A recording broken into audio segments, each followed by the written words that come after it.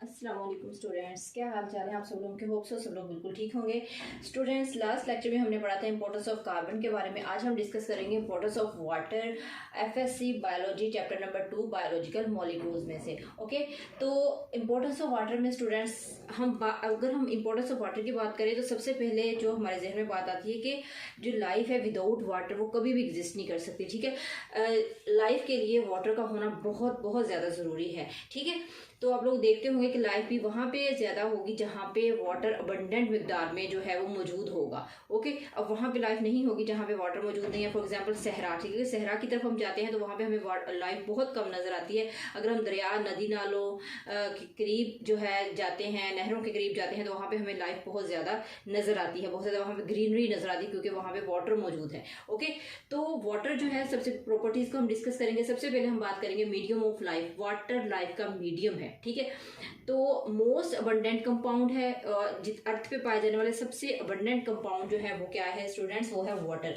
अब ये वाटर जो है वो डिफरेंट ऑर्गेनिजम्स के अंदर इसकी रेशो डिफरेंट हो सकती है। 65 to 89% वाटर जो है वो डिफरेंट लिविंग ऑर्गेनिजम्स की बॉडी में पाया जाता है। ओके, अगर हम ह्यूमंस की बात करें तो ह्यूमंस के सेल की यहाँ पे कुछ एग्जांपल्स हैं कि ह्यूमन में 20% इन बोन सेल, जो बोन सेल है हमारा, उसमें 20% वाटर जो है वो मौजूद होता है, और जो ब्रेन सेल है उसमें होता है 85% वाटर। ठीक है, अब सेल जो रेशो है यहाँ पे चेंज क्यों है, क्योंकि वो वाले सेल जिनमें केमिकल्स या बायोकेमिकल रिएक्शन ज्यादा होते हैं वहां पे वाटर ज्यादा होगा, और जिनमें केमिकल रिएक्शंस कम होते हैं वहां पे वाटर भी कम होगा। ठीक है, अब जो ब्रेन सेल है हमारी बॉडी का सबसे एक्टिव सेल्स होते हैं ब्रेन सेल्स। ठीक है, तो इनमें बहुत ज्यादा बायोकेमिकल रिएक्शंस हो रहे होते हैं, तो इस वजह से इनमें 85% वाटर पाया जाता है। ठीक है, अब वाटर की प्रॉपर्टीज नेक्स्ट क्या है कि हाइड्रोलाइसिस ऑफ मैक्रोमोलिक्यूल्स। ये हाइड्रोलाइसिस करता है मैक्रोमोलिक्यूल्स की। मैक्रोमोलिक्यूल्स आप सब जानते हैं स्टूडेंट्स के those molecule which have higher molecular weight is called macromolecules. For examples, carbohydrate, protein. ठीक है, एग्जाम्पल यहाँ पे हम नोट डाउन कर रहे हैं, प्रोटीन एंड कार्बोहाइड्रेट। ठीक है, कार्बोहाइड्रेट्स। ठीक है, अब ये वाले जो कंपाउंड्स हैं स्टूडेंट्स, इनकी हाइड्रोलाइसिस होती है वाटर के जरिए से। ठीक है, हाइड्रोलाइसिस का मीन क्या होता है ये भी आप लोगों को समझना जरूरी है कि जब भी वाटर किसी जो है वो कंपाउंड के अंदर एंटर करेगा, व्हेन केमिकल रिएक्शंस अकर। ठीक है, जब केमिकल रिएक्शंस हो रहा होता है तो वाटर जब हम उस केमिकल रिएक्शन में यूज करेंगे तो वो क्या कर देगी, लार्ज मॉलिक्यूल की ब्रेक डाउन कर देगा। ठीक है, ब्रेक डाउन करके उसको स्मॉल मॉलिक्यूल में कन्वर्ट कर देगा। फॉर एग्जाम्पल, अगर वाटर हम इंटर करते हैं केमिकल रिएक्शन के दौरान प्रोटीन में, ठीक है, तो प्रोटीन की क्या हो जाएगी, हाइड्रोलाइसिस हो जाएगी, प्रोटीन ब्रेक डाउन हो जाएगा और किस में कन्वर्ट हो जाएगा स्टूडेंट्स, अमीनो एसिड्स में कन्वर्ट हो जाएगा। ठीक है, तो ये हमारे पास जो है क्या करता है, मैक्रोमोलिक्यूल्स की हाइड्रोलाइसिस करता है। All the reactions of a cell occur in presence of water. अब ये प्रोटीन की ब्रेक डाउन भी जो केमिकल रिएक्शंस है स्टूडेंट्स, तो केमिकल रिएक्शन वो होगा कब, जब प्रेजेंस ऑफ वाटर होगी। कार्बोहाइड्रेट्स कब ब्रेक डाउन करेगा, जब प्रेजेंस ऑफ वाटर होगी। तो जितने भी रिएक्शंस है वो किस की मौजूदगी में होंगे, वाटर की मौजूदगी में। Okay, raw material for photosynthesis. अब वाटर क्या है स्टूडेंट्स, फोटोसेंसिस के लिए रॉ मटेरियल भी है। पहले भी हमने इसका जिक्र किया है कि फोटोसेंसिस में वाटर जो है वो यूज होता है, तो वाटर प्लस कार्बन डाइऑक्साइड। ठीक है, तो अगर वाटर होगा तो स्टूडेंट्स हमारे पास यहाँ पे फोटोसेंसिस प्लांट्स के अंदर स्टार्ट होगी, अदरवाइज विदाउट वाटर कभी भी फोटोसेंसिस नहीं हो सकती। ठीक है, और ये यहाँ सिर्फ सी इक्वेशन लिख रहे हैं, ये बनाएगा क्या, ग्लूकोज। ठीक है, यहाँ पे सिर्फ रफ सी इक्वेशन लिखी है मैंने। ठीक है, तो अगर तो वाटर है, रॉ मटेरियल है ग्लूकोज के लिए, तो ग्लूकोज बनेगा, अदरवाइज ग्लूकोज नहीं बनेगा। ओके, तो हाँ, कुछ और प्रॉपर्टीज भी हम यहाँ पे इसकी डिस्कस करते हैं। फॉर एग्जांपल यहाँ पे है हमारे पास सॉल्वेंट प्रॉपर्टीज। अब सॉल्वेंट प्रॉपर्टीज क्या होती है, किसी चीज को हल पजीर करने की सलाहियत जो वाटर के अंदर है। ठीक है, water is polar molecules. Water क्या है students, water is a polar molecule, ये एक पोलर मॉलिक्यूल है। अब आपको यहाँ पे सबसे पहले समझना ये जरूरी है कि what is polar molecules. Polar molecules क्या होते हैं स्टूडेंट्स, जो चार्ज पार्टिकल्स होते हैं। ठीक है, have charged molecules।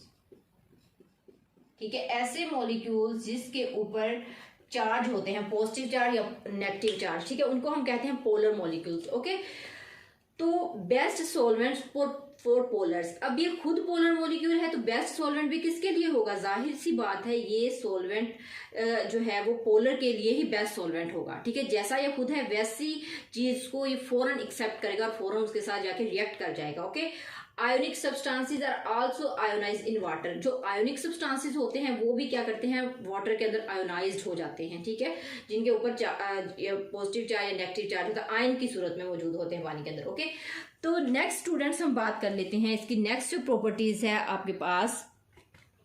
Next properties आती है यहाँ पे कि in a cell chemical reaction is catalysed by enzyme. अब जो सेल है उसको जो कैटालाइज करता है इन लिविंग ऑर्गेनिजम्स। ठीक है, लिविंग ऑर्गेनिज्म में जो केमिकल रिएक्शंस है उसको कैटालाइज किया जाता है with the help of enzyme. ठीक है, अब ये एंजाइम जो है ये भी कहाँ पे वर्क करेगा, इन एक्वस इन्वायरमेंट। अगर इन्वायरमेंट एक्वस होगा देन ही जो एंजाइम है स्टूडेंट्स वो वर्क करेगा, अदरवाइज एंजाइम काम नहीं करेगा। अब एंजाइम क्या है, जैसे फॉर एग्जांपल हम कोई इक्वेशन पढ़ते हैं केमिस्ट्री के अंदर, तो उस इक्वेशन को फास्ट करने के लिए हमें कैटालिस्ट की जरूरत होती है। ठीक है, कैटालिस्ट क्या होता है, जिसके पास एबिलिटी होती है केमिकल रिएक्शन को फास्ट करवाने की। इसी तरह जो बायोकेमिकल रिएक्शंस हैं उनके अंदर स्टूडेंट्स जो कैटालिस्ट है वो एंजाइम है। तो एंजाइम को हम क्या कह सकते हैं, बायोलॉजिकल कैटालिस्ट। एंजाइम क्या है स्टूडेंट्स, बायोलॉजिकल कैटालिस्ट है जो किसी भी बायोकेमिकल रिएक्शंस को स्पीड अप कर देगा और ये वर्क करेगा एक्वस मीडियम में यानी या एक्वस इन्वायरमेंट के अंदर। अगर तो वाटर मौजूद है देन ही ये वर्क करेगा, अदरवाइज ये वर्क नहीं करेगा। ठीक है, अब स्टूडेंट्स वाटर क्या है, नेक्स्ट प्रॉपर्टी आ जाती है कि water molecule ionised. Water molecule ionise होता है। H2O को अगर हम देखें इक्वेशन को तो ये H पॉजिटिव और OH नेगेटिव आयन में कन्वर्ट हो जाता है, आयोनाइजेबल है ये। ठीक है, अब ये जो आयंस बन गए हैं अब ये मोस्ट रिएक्टिव है। जब ये वाटर था तो इतना रिएक्टिव नहीं था स्टूडेंट्स, लेकिन जब ये आयन बन गया तो ये मोस्ट रिएक्टिव बन गया। अब ये क्या करेगा, आसपास देखेगा जो भी इसको अपने ऑपोजिट चार्ज के हामिल आयन मिलेंगे फौरन जाके उससे ये रिएक्ट कर जाएगा। ओके, यानी कि this reaction is reversible but equilibrium is maintained or the H positive and OH negative and effect and take part in a many of reactions that occur in cell। यानी कि ये cell में होने वाले जितने भी केमिकल रिएक्शंस है student उसमें ये क्या जो है वो अपना रोल जो है प्ले करेगा और उन रिएक्शन में ये हिस्सा लेगा। ओके, तो नेक्स्ट हम बात कर रहे हैं इसकी जो है वो प्रोटेक्शन, जो इसकी खसूसियत है प्रोटेक्शन की भी। ठीक है, अब यहाँ पे क्या है कि water is excellent lubricant and protect from friction. ये एक्सीलेंट लुब्रिकेंट है। ठीक है, जिस सरफेस पे वाटर होगा वहाँ की जो फ्रिक्शन की रेशियो है वो कम से कम हो जाएगी। फॉर एग्जांपल इन हमारी अगर आइज में हम देखें तो टीयर्स है। ठीक है, टीयर्स हैं, जो टीयर्स होते हैं स्टूडेंट्स वो क्या है कि हमारी आईलिड को प्रोटेक्ट करते हैं। ठीक है, tears protect the surface of eyes from the rubbing of eyelid. कि जब भी हम किसी भी वजह से अपनी आंखों को रब करते हैं तो क्या होता है कि उसके दरमियान में वाटर है। ठीक है, जो एज अ लुब्रिकेंट काम करता है, ताकि अगर हम वाटर नहीं होगा हमारी आईलिड के अंदर तो क्या होगा, हम आंखों को रगड़ेंगे तो हम जख्मी कर देंगे उनको। ठीक है, तो ये बहुत जो है वो एक प्रोटेक्टिव मेजर्स है जो नेचुरली तौर पर हमारी आंखों में पाई जाती है। ठीक है, also from a fluid cushion. ये जो वाटर है स्टूडेंट्स ये फ्लूइड कुशन के तौर पे भी काम करता है। ठीक है, अब फ्लूइड कुशन कैसे बनाता है, फॉर एग्जांपल अगर आप लोग देखें कि हमारा ब्रेन है। ठीक है, हमारे ब्रेन के अंदर जो है वो आसपास सारा जो है फ्लूइड भरा हुआ है। वो फ्लूइड क्यों है, क्योंकि जब भी हमें सर पे चोट लगे तो वो चोट हमारा जो ब्रेन के आसपास फ्लूइड है, वाटर है, वो उस चोट को एब्जॉर्ब कर ले, उस शॉक को एब्जॉर्ब कर ले ताकि हमारे ब्रेन सेल को कोई डैमेज ना हो, कोई नुकसान ना पहुंच सके। ठीक है, इसी तरह अदर एग्जाम्पल्स आ जाती है स्टूडेंट, जैसे फॉर एग्जांपल मदर की यूट्रस के अंदर बेबी जब इम्प्लांट होता है तो नेचुरली क्या है, नेचर उसको प्रोटेक्ट करती है, पूरा एक बैग बन जाता है फ्लूइड का। अब जब भी हमें कभी चोट लगती है तो क्या होता है कि वो उस फिटस को चोट नहीं लगती क्योंकि उसके आसपास क्या है, पानी होता है। तो नेचुरली पानी से उसको कुशन बनाया जाता है पानी का, ताकि वो बेबी उसके अंदर जो है वो सर्वाइव कर सके, उसको किसी किस्म की कोई भी प्रॉब्लम ना हो सके। ठीक है, तो नेक्स्ट स्टूडेंट्स हम बात कर लेते हैं इसकी वाटर की हीट कैपेसिटी के बारे में। ठीक है, अब स्टूडेंट्स जो हीट कैपेसिटी है वो आप सबको पता है कि वाटर जो है वो उसके अंदर एबिलिटी होती है इनके गर्म होने की। ठीक है, पानी की वेपराइजेशन की। ठीक है, तो अब स्टूडेंट्स हम हीट कैपेसिटी की यहाँ पे बात करते हैं। तो हीट कैपेसिटी जो होता है the number of calories required to raise the temperature of 1 gram of water by 1 degree centigrade. ठीक है, तो ये इतनी 1 डिग्री सेंटीग्रेड तक पहुंचने के लिए from 15 to 16 degree centigrade temperature लगता है। ठीक है, अब ये बहुत ज़्यादा हाई हीट कैपेसिटी है वाटर की। ठीक है, अब specific heat capacity is 1.0। Specific heat capacity कितनी हुई इसकी? 1.0 हो गई। ये इंपॉर्टेंट आपके लिए शॉर्ट क्वेश्चन भी है और यहाँ पे मल्टीपल चॉइस भी आपको आ सकता है। ठीक है, अब ये हीट कैपेसिटी इसकी ज़्यादा क्यों है? क्योंकि जो हाइड्रोजन बॉन्ड है, ठीक है, वाटर के अंदर जो हाइड्रोजन की बॉन्डिंग है ऑक्सीजन के साथ, वो बहुत ज़्यादा जो है वो पावरफुल होती है और उसके लिए उसको ब्रेक करने के लिए एनर्जी ज़्यादा दरकार होती है। ठीक है, यानी कि most energy use to break hydrogen bonding.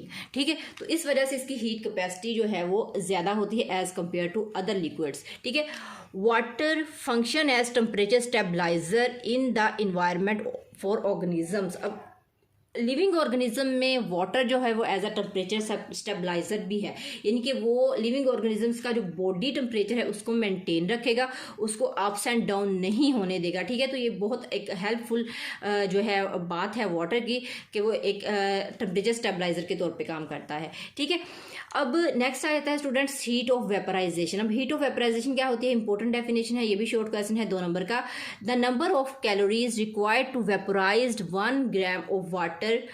ठीक है, तो इसकी जो वेपराइजेशन है वाटर की, ये आपको मल्टीपल चॉइस पूछा जा सकता है स्टूडेंट्स। 574 किलो कैलोरी पर केजी। ठीक है, इतनी इसकी जो हीट ऑफ वेपराइजेशन है वो होती है। ठीक है, तो ये भी एक इंपॉर्टेंट शॉर्ट क्वेश्चंस और इंपॉर्टेंट एमसीक्यूज यहाँ पे बनता है। ठीक है, अब regulation of heat produced by oxidation, ये हीट को रेगुलेट रखेगा कैसे? जब ऑक्सीडेशन होगी तो जो उस दौरान हीट प्रोड्यूस होगी उससे जो बॉडी है वो रेगुलेट रहेगी। Okay, cooling effect to plant when water transpire. अब जब वाटर ट्रांसपायर होगा तो वो प्लांट्स को कूलिंग इफेक्ट देगा। ठीक है, इनके area of higher concentration to area of lower concentration जब वाटर जो है वो ट्रांसपायर होता है। ठीक है, movement of water molecules. Okay, movement of water molecules from area of higher concentration to area of lower concentration.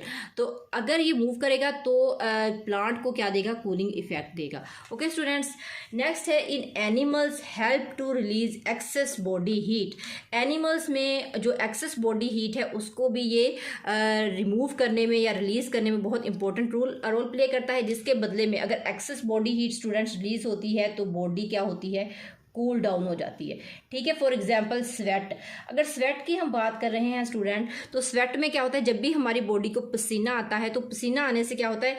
अब हमारी बॉडी की सरफेस जो है वो नीचे से गर्म होती है। ठीक है, बॉडी की सरफेस जब नीचे से गर्म होगी तो क्या होगा? स्वेट वेपोराइज होगा, ऊपर को उठेगा। जब स्वेट वेपोराइज होगा तो बॉडी को कूलिंग इफेक्ट मिलेगा। ठीक है, तो ये भी बहुत इंपॉर्टेंट इफेक्ट है इसका कि हमारी बॉडी जो है वो कूल डाउन रहती है, उसको कूलिंग इफेक्ट मिलता है। जब भी हमें गर्मी में बहुत ज़्यादा पसीना आता है तो इससे भी बॉडी का जो टेम्परेचर है वो कूल डाउन रहता है। ठीक है, ज़्यादा रेज नहीं होता।